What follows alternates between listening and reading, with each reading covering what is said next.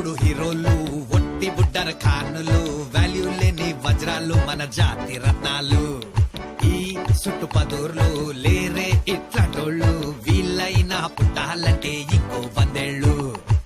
Satellite కైనా చిక్కరు వీళ్ళో గల్లీ రాకెట్లు, television కి మొక్కే వీళ్ళ ఈ చిల్లుల ప్యాకెట్లు.